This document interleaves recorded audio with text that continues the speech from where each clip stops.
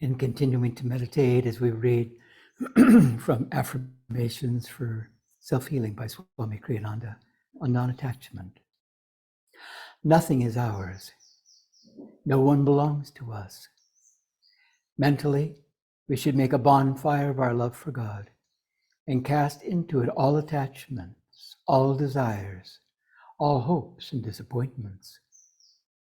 It helps mentally to examine one's heart every evening and liberate it anew of all desires. Pluck out from your heart any burrs of new attachments that you find clinging there. Cast them joyfully into the fire of devotion. Pray to God energetically. I destroy all of my attachments. They are no longer mine, Lord. I am free in thee. And let's affirm together, nothing on earth can hold me. Nothing on earth can hold me. My soul like a weightless balloon My soul like a weightless balloon soars upward through skies of eternal freedom. soars up through skies of eternal freedom. Nothing on earth can hold me. Nothing on earth can hold me. My soul like a weightless balloon My soul like a weightless balloon soars upward through skies of eternal freedom. soars upward through skies of eternal A freedom. little quieter, nothing on earth can hold me. Nothing on earth can hold me. My soul like a weightless balloon My soul like a weightless balloon soars upward through skies of eternal freedom, soars upward through skies of eternal freedom. whispering, nothing on earth can hold me. My soul like a weightless balloon My soul like a weightless balloon soars upward through skies of eternal freedom. soars upward through skies of eternal freedom. And now silently, nothing on earth can hold me. My soul like a weightless balloon soars upward to skies of eternal freedom. And please pray silently with me.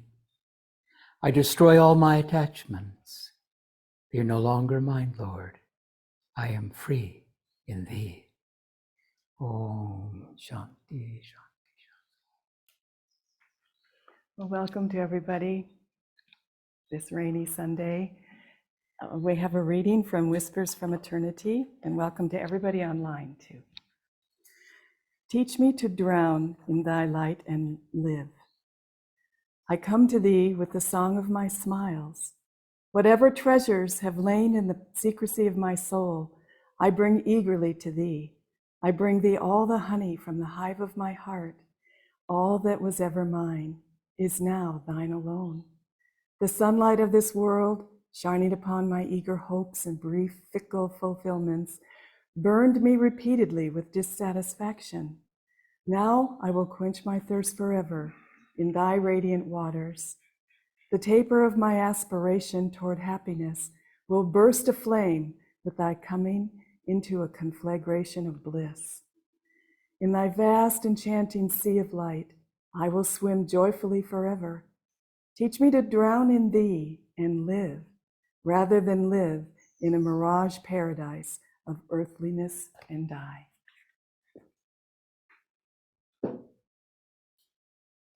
And this is a reading from Autobiography of a Yogi. And this is right before Yogananda was coming to the United States, went to the United States to begin his mission, his worldwide mission.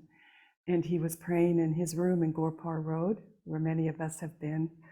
And Babaji came to him to reassure him. And this is how Master wrote about it. One early morning, I began to pray with an adamant determination to continue, to even die praying, until I heard the voice of God.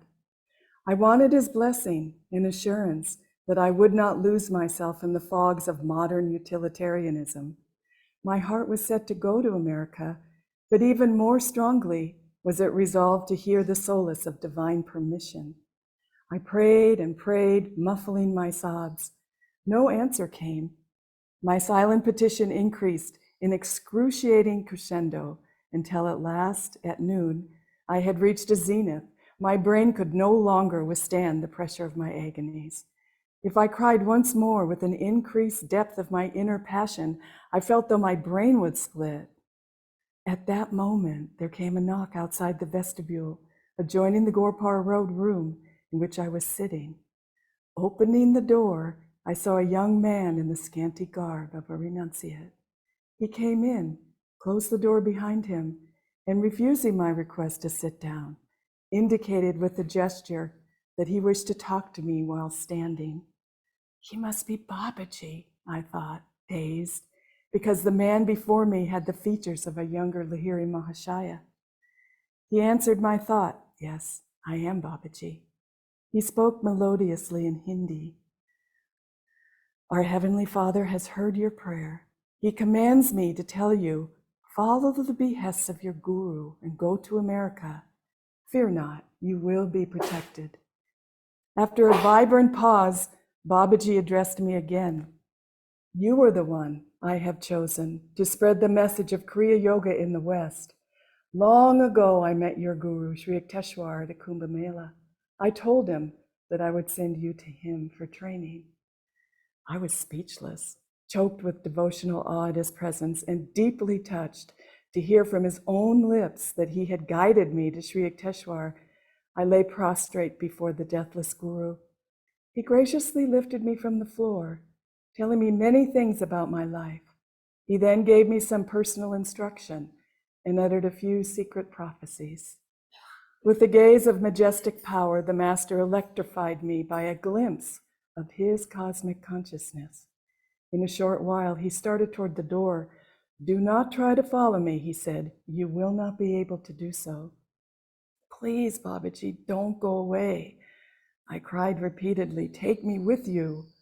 Looking back, he replied, not now, some other time. Overcome by emotion, I disregarded his warning. As I tried to pursue him, I discovered that my feet were firmly rooted to the floor. From the door, Babaji gave me a last affectionate glance. He raised his hand by way of benediction and walked away, my eyes fixed on him longingly. After a few minutes, my feet were free. I sat down and went into a deep meditation, unceasingly thanking God not only for answering my prayer, but for blessing me by a meeting with Babaji. My whole body seemed sanctified through the touch of the ancient, ever-youthful master. Long it had been my burning desire to behold him. Until now, I have never recounted to anyone this story of my meeting with Babaji. Holding it as the most sacred of my human experiences, I have hidden it in my heart. But the thought occurred to me that readers of this autobiography may be more inclined to believe in the reality of the secluded Babaji and his world interests if I relate that I saw him with my own eyes. I have helped an artist to draw a true picture of the great Yogi Christ of modern India.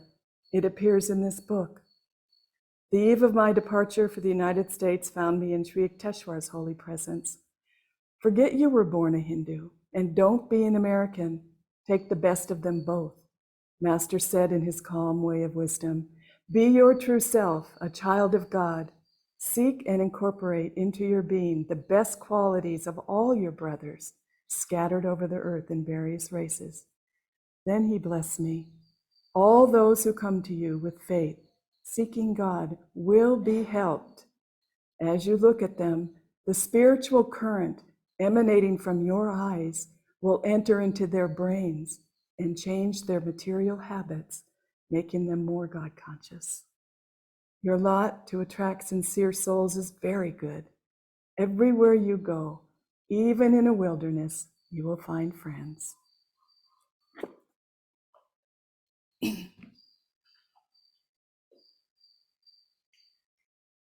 And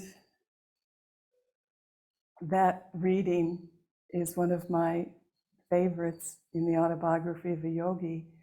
And if we need reassurance, Master, in the very last moments of his life, was photographed taking this picture. This is the very last picture of Master before he went into Mahasamadhi at the Biltmore Hotel in Los Angeles. And his eyes, if you gaze into his eyes, that radiant, blissful vibration is pouring out of that picture. And as Sri Teshwar said, anyone you bless by looking in your eyes, they will feel that current going into their brain to change them and bring them to God. And this is such a blessing.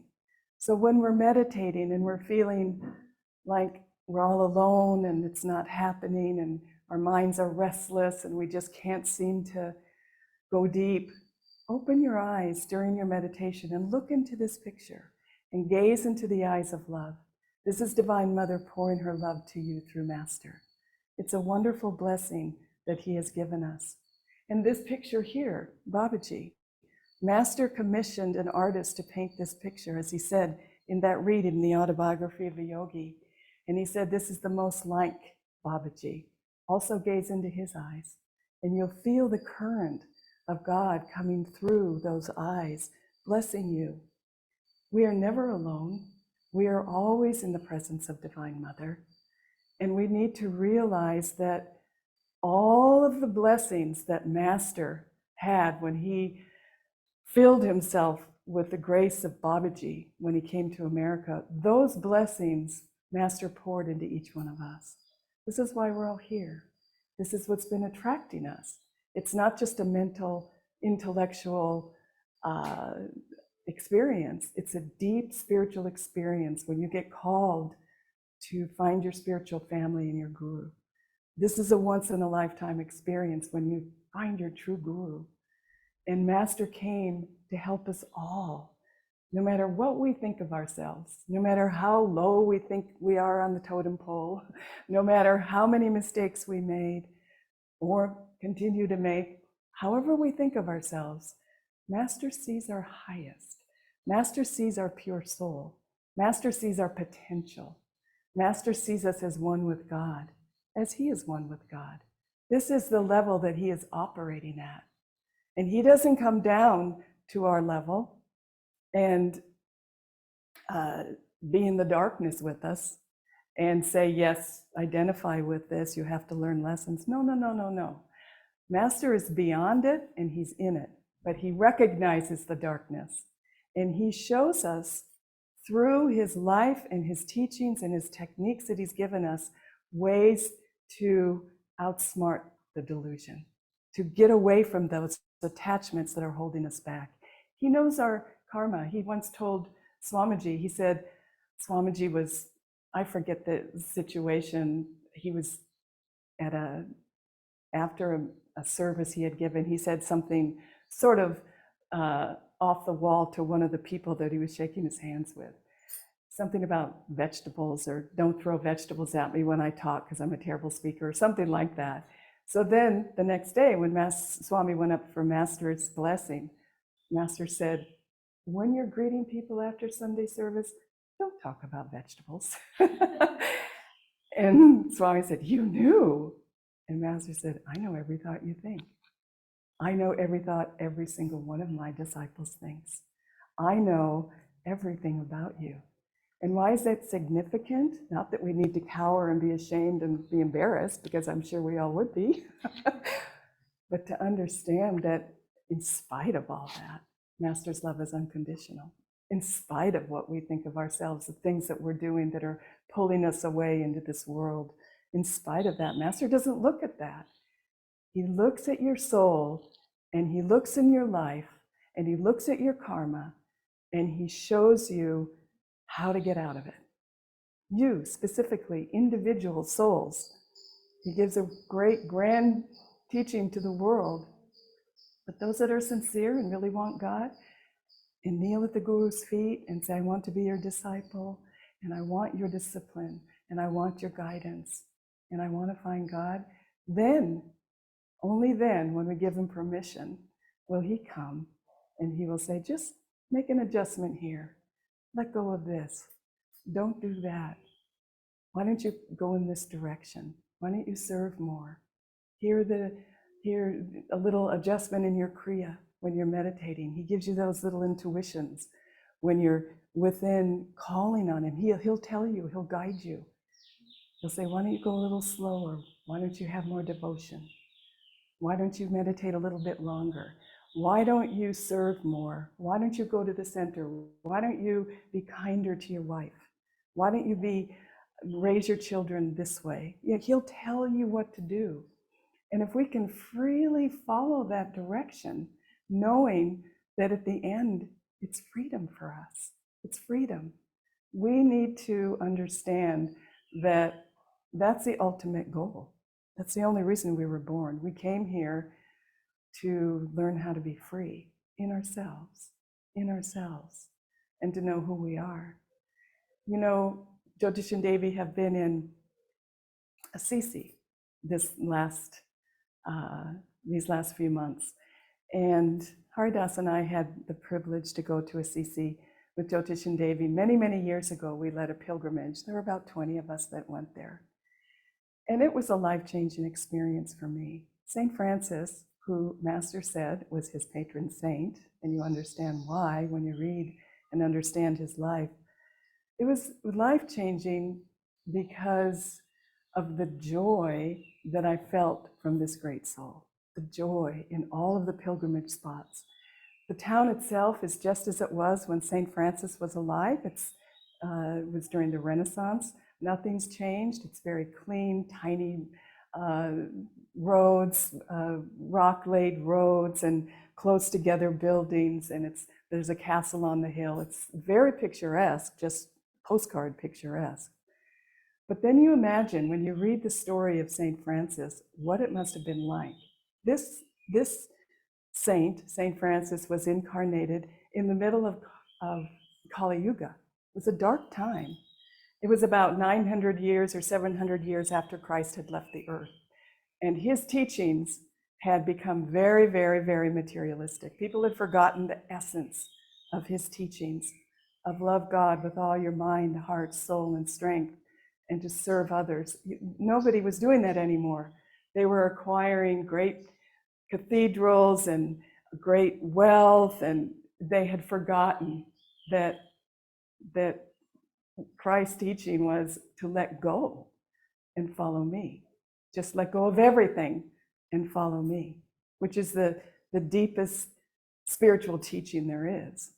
And so when you see this wealth, you could imagine what it was like when St. Francis was there. But he was a middle-class man. He was a young man, and he was wealthy. And he got sick, and then he started praying to God, and God came to him and gave him bliss and joy. And he was able to let go of all of it. He renounced his family. He renounced everything. And he went out into the countryside, and he prayed, and he was filled with joy. And he would walk the streets of this beautiful town, Assisi, and he would sing God's name, and he would pray, and he would dance through the streets in bliss. And you could understand what that would look like if one of us did that in our hometown. What would people say? They called him crazy. They threw vegetables at him. There's the vegetable motif again. They disowned him. They laughed at him. They scorned him. They did not make it easy for him to be in God. It's not such an easy thing when you start letting go of everything. But the younger generation, these young men who were also in his same stratus, left their homes and followed him. And they started begging for their food, and they went around the countryside. They had nothing. They gave it all up. They gave it all up. And in these times, it was anathema to the church. They had acquired these great things, and they were pontificating, and they had popes, and they had all these things. St. Francis brought it right back to where Christ was. This is the teaching. Love your neighbor as yourself. Love God with all your heart, mind, soul, and strength. That's all that matters. He was a yogi, obviously, from a previous lifetime. And so he transformed the teachings of the Catholic Church at that time. Transformed. Thousands of people started following him because they felt the bliss of letting go of the attachment of the material life, of letting go of attitudes that were holding them back, greed and fear of insecurity, and all of the things that the world says you need, they let go of, and they just started creating this beautiful spiritual world of love and light and joy and bliss. And it proved to people that you don't need the things that you think you need to be truly, truly, truly happy. You don't. And these people were very orthodox and very traditional, but sooner or later, they all began to see. It was a very, very, very strong spiritual movement. And one of the stories that I wanted to read to you, Brother Leo was one of St. Francis's first disciples. And he was always with St. Francis, and he gave up great riches to become his closest disciple. And so I just want to read this story. This is a story. This little book is called The Little Flowers of St. Francis. And this was written by the disciples of St. Francis after he left his body. And these are stories of these saintly disciples that carried on the work after St. Francis went. They're beautiful stories. And this is just a short one. How St. Francis explained to Brother Leo a vision that which he had seen. At a certain time, when St. Francis was seriously ill, Brother Leo was taking care of him with great devotion and zeal. And once, while Brother Leo was near St. Francis and gave himself to prayer, he was wrapped in an ecstasy and was led in spirit to a very great, broad, and rapid river. And as he was watching those who were crossing it, he saw several friars, brothers, with loads on their backs go into the river. Suddenly, the powerful current swept them away, and the depth of the water sucked them under. Some others went as far as 1/3 of the way across, and others got halfway across, and others almost all the way to the other bank. But all of them, in various ways according to their burdens, were submerged by the rushing waters, and finally fell and died a cruel death, without any chance of being saved, because of their heavy burdens which they were carrying on their backs. And Brother Leo felt very sorry for them when he saw such a tragedy. Then all of a sudden, while he was standing there, some friars appeared without any load or burden of any kind. Only holy poverty shone forth in them. And they went into the river and crossed over without any trouble. And after he had seen that, Brother Leo came to himself again. Now St. Francis, sensing in spirit that Brother Leo had seen a vision, called him and said, "Tell me what you saw." And after he told him everything he had seen, St. Francis said to him, "What you saw is true, for the great river is the world. The friars who were swallowed by the river are those who do not want to follow the teachings of the gospel and do not keep voluntary poverty. But those who went across without danger are the friars who, having the Spirit of God, neither love nor desire nor possess any carnal or earthly thing in this world, but having food and sufficient clothing, they are content, following Christ naked on the cross. And joyfully and willingly they embrace, take up, and carry every day the very light and sweet burden of his cross and the yoke of his very holy obedience. And consequently, they pass easily and without danger, indeed with joy, from this world to God, who is blessed forever and ever. Amen." And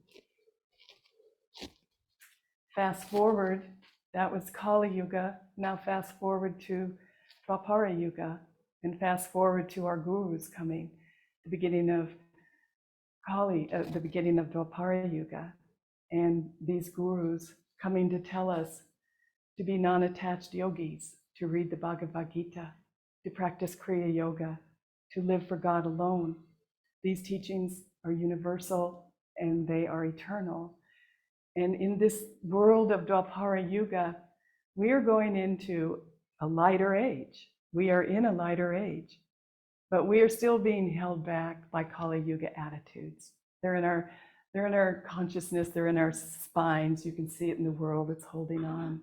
It will get lighter and lighter and lighter, just as we will, if we begin to be non-attached to the things of this world. If we begin to really have the desire for God more than the desire for happiness in this world even. It's not that you have to be like St. Francis and start begging in your neighborhood for food.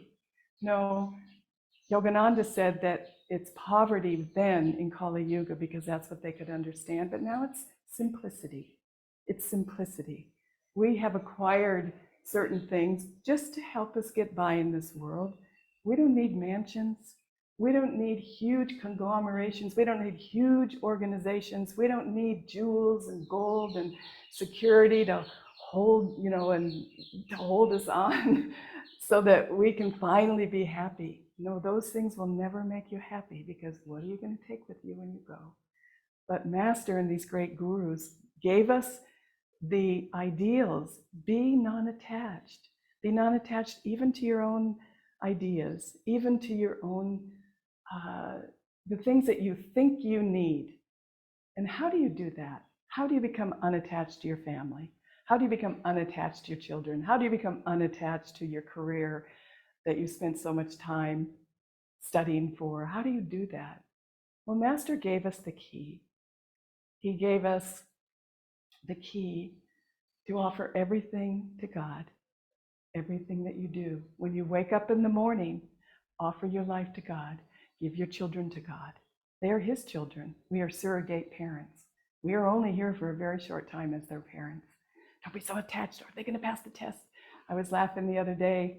I always ask this one person, how are the kids? And almost every single time for, I don't know, it's been like 5 or 6 years. Oh, it's exam time. Okay.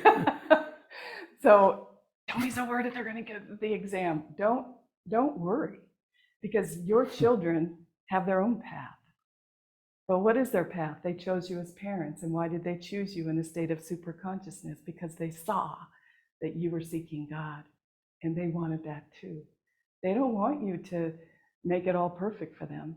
They want an example of, if my mother and father are telling me to be spiritual and to seek God, are they? How are they doing? Do they meditate? Are they practicing? Do they have good spiritual qualities? Are they kind to people? Are they compassionate? Are they growing spiritually? You have to think about these things. But you give your children to God. You give your parents to God. In India, we hold on to our families, which is good. It's good to have a family, but it's not good to be attached to the family, because at any moment those family members can leave you, or you'll be asked to leave them. And you have to remember the goal. I came here to find God. It's the only reason for living. I came here to find God. And knowing that, you know that God will take care of you. He will take care of your family. He will take care of your parents. So if you're weighing your life and you're looking at goals and aspirations, spiritual goals and aspirations, this one should be way up here, this one. And we need to trust that these things will be taken care of by Divine Mother. They will be taken care of in her way. We have very limited ideas. We're very bound by what society says we need, what our culture says we need, what our family says we need. We're bound, we're hypnotized. We think we know what everybody needs, but we don't. Because you look at your own life and you say, what do you need to be happy? Have all these things made you absolutely happy inside with no yearning for God? No. But what has made you happy? It's that touch of light in your soul. It's that touch of joy that comes from a deep meditation. It's that sense of community when you are selflessly serving and giving to others and not thinking of yourself. That gives you joy. When you're thinking of others before yourself, when you think of God, that will bring you joy. And then you begin to understand that it's all working in harmony. My life will be taken care of. And you'll find that if you need help, it comes from places you never even imagined. Non-attachment is so important on the spiritual path, whether you have a family or not. I'm going after this career and nothing will stop me. And so the ends satisfy the means, or the means satisfy the ends, and you just go. And then what do you have? What do you have? You've wasted all that time not seeking God. But there is a way, and these gurus brought it, and this is Dwapara Yuga, and we're going into a lighter age. They've given us techniques. They've given us techniques and filled those techniques with grace. They've given us Kriya Yoga. They've given us ways to automatically, without even having to think about it, be detached from this world. Because that karma that's locked in our spines is released every time we do a Kriya.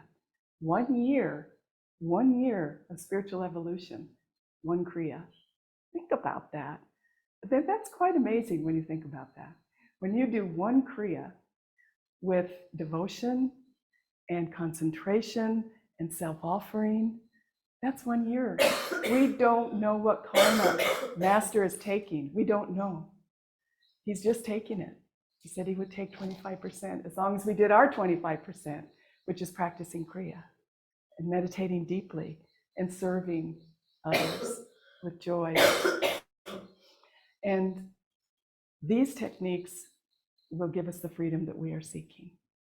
So not to worry and think, oh my God, I'm so attached, and how am I ever going to find anything? But when it comes up and you're praying and you're sitting in your sadhana and you're saying, come to me, come to me, come to me, I love you, change me, I really want you in this lifetime, I really, really want you. Praying like Master did. When Babaji appeared, you're praying, and then he gives you a situation that says, okay, let go of this, or go do this. And you're saying, no way, not that, I want this. And it's what happens. We are so afraid to let our lives be taken over by Divine Mother, because it's not our comfort zone and we don't know how it's all going to end. We know how we want it to end. We want it to end in freedom. We want it to end in unconditional love and in Divine Mother's arms. So when she gives you these situations, which she will, if you pray, she'll send situations, and watch your reaction. What's your first reaction? Okay, I can do that. And my advice is to say yes immediately.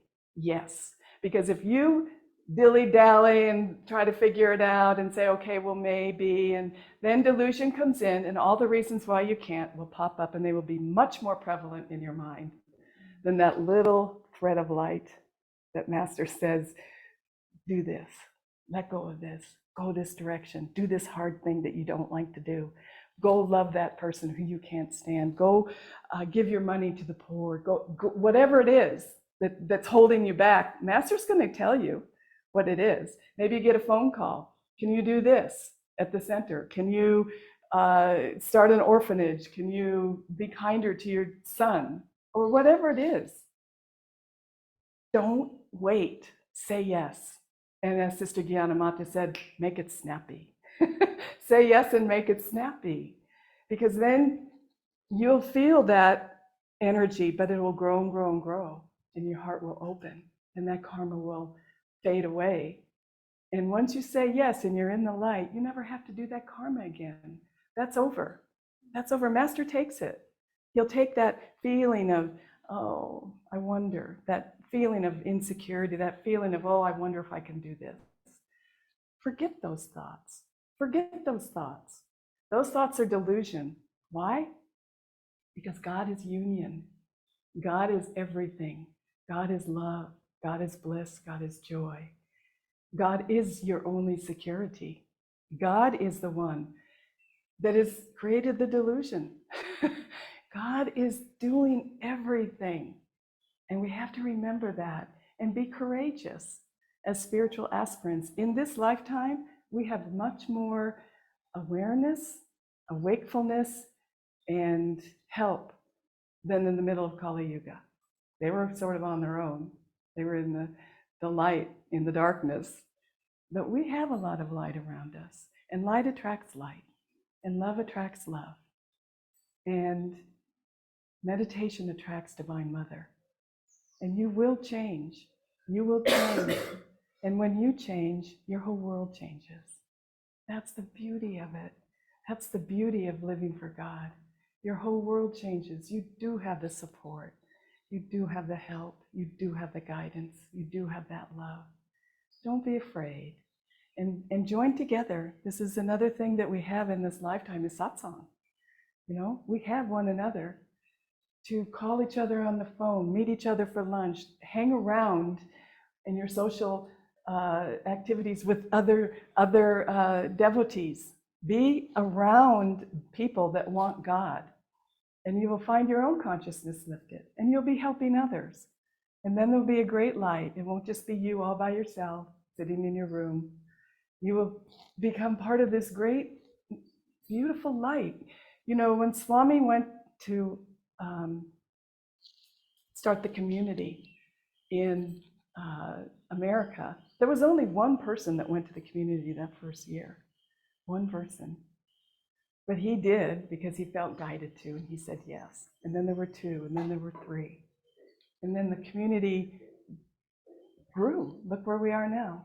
We have centers all over India, all over Italy, all over Europe, all over the United States.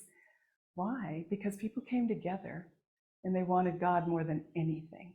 And these are the people that stuck together and they looked at that goal and they want God and they're going to help each other find God. And they didn't let each other get into delusion. And here we are. It's quite beautiful. And then Swami said one day, oh, well, let's go start some centers. And we were all kind of cozy in our little community and we loved it. And it was beautiful. And we thought we were in the astral world with Swami and the chanting and the everything. And so he got the monks together. He said, we're going to start going out. We're going to start taking this teaching out into the world now. And so all the monks put their heads down and they started eating, not making any eye contact with Swami at all. Nobody wanted to be the ones. And so then he looked at Haridas and he said, Haridas, you go out and start the first center. This guy with Vijay. And so then everybody looked up and said, oh, that's a great idea. Go. Yeah, go, Haridas. And so he did, God bless him. They had no idea. He was in his early 20s. They didn't know what a center was. It was a whole new concept. So one of the very first things they did is they got this poster they made, and it said, Ananda is coming. And they put it on a telephone pole because Swami was going to give a talk. That was our first promotion. They just went from there. But how did it grow? I mean, that was the very first center. Because Vijay and Haridas meditated every day, and they wanted to serve their guru. And they didn't ask why or how come or I don't know how or it's not going to work. And they didn't let those thoughts come in. Swami asked them, they said yes, immediately. And look what's happened. So you see, how it happens is within each one of us. Each one of us, if we can just trust that God knows what he's doing with our lives, and he knows that we have so much to give. We don't know how much we have to give until we start giving. And then we realize we're not giving anything. It's all Divine Mother coming through us. This is why we do the purification ceremony. This is why we meditate. This is why we are on the spiritual path. And Swami used to say, if Ananda fails, what can I do about it? I'm just doing what my guru said. He wasn't attached to the success of Ananda. He wasn't saying, oh, there has to be 500 people and we have to have huge things, an organization planted in steel. No, he would always say, when I go, it's up to you guys. And he said he never wants to lose the thought that Ananda exists so that people can find God, period. That's it. And we'll figure it out as we go. You'll figure it out as you go. We'll all figure it out together, but not alone. Divine Mother's there. She's figuring it out for us. And the more we open up and the more we unattach to our little ideas of what we need for our security, and the more we love God, and the more we love one another, you will see your lives be transformed. Just like those monks in Assisi. Their lives were transformed and they transformed the church. And so my message to you today, I hope it wasn't too long, but I so much want people to understand that a life for God is a life of joy. A life living for God is a life of security. A life of living for God is a life of divine love. That's all there is to it. I want to play a song. Swamiji wrote these songs for when he was in Assisi. And they're just so beautiful. These were years ago. And one of the favorite songs is Lord Most High. And St. Francis, this is the St. Francis prayer. Many of you have heard that. Lord Most High, our Heavenly Father, all our lives we dedicate to Thee. Swami wrote it to music. And so Katyani is going to play it for us. And listen to the words. This is St. Francis's song that he wrote. Actually, somebody else wrote it, but I'll go into that later. So it was Master that wrote it. So just listen to the words and just feel the presence of Divine Mother.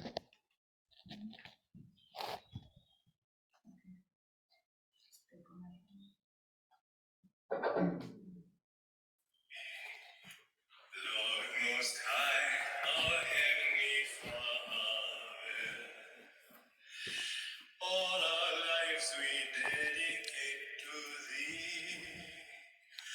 All our labors, all our joys and woes, all our pleasure, all our melody. Make us each a channel of Thy peace. When in darkness, guide us from above. Where there's sorrow, may we sow Thy joy. Where there's hatred, may we share Thy love. Lord Most High, our Heavenly Father, all our lives we dedicate to Thee. All our labors, all our joys and woes, all our pleasure, all our melody. Make us each a channel of Thy peace. When in darkness, guide us from above. Where